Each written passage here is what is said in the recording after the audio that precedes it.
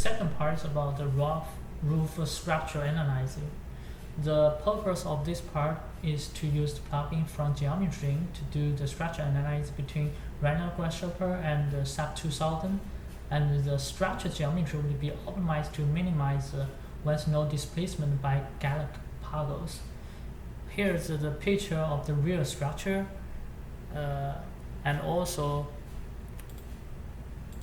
this is the plan view.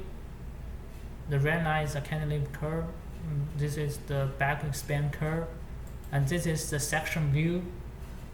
So this structure has the main components, which are rafters, and which has a rafter, cantilever parts, and the backspan parts, and the purlins, backstays, and the structure struts and the columns. The geometry parameters are backspan height, cantilever height, cantilever length, backspan length, column height, backstay offset.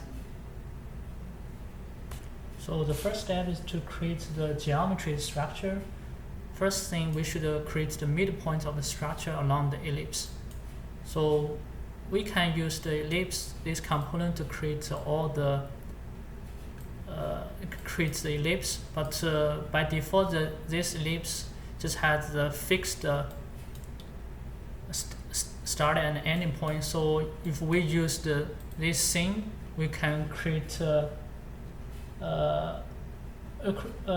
start and end point of ellipse can be changed between the different angles if I want, and this point would be my midpoint of the structure along the ellipse.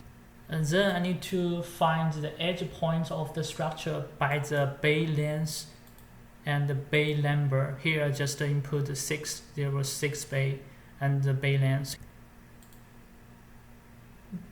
These are the edge points of the structure. And then I need to get the base curve. So because this base curve should be the part of the ellipse, so I just use this node, and then finally get this base. And then I just use the move node to create the cantilever curve and the backspan curve here, and also find the column point here, and then move upwards to get another end point of the columns, just like this way.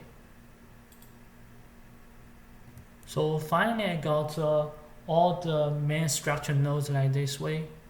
The next step, I should find the rafters curves midpoints. The straight lines between the cantilever nodes and the backspan nodes are not what we want. So because our rafter should be the curve, so I just extract a midpoint of the midpoint of the straight lines, and then move upwards to be the real midpoint of the rafter. Now we have 3 points along the rafter, so we can just use the interpolate to create the curves. Then I prepare all the purling points, and my one of the strut points, another strut point, and finally I got all the structure lines.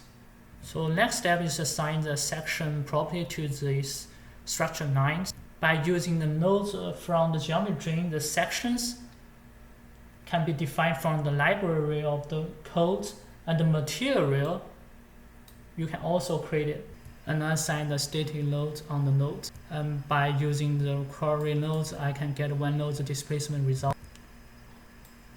By GGS SAP solver, we can connect the SAP 2000 and Grasshopper to do the analysis. The nodes of the vertical displacement would be the fitness, and the genuine would be the parameter mentioned before. Here, the full analysis process cannot be provided because some technical problem that I cannot install Rhino in the department-owned laptop, which has the access of SAP 2000. However, if it can work, I think everything would be fine.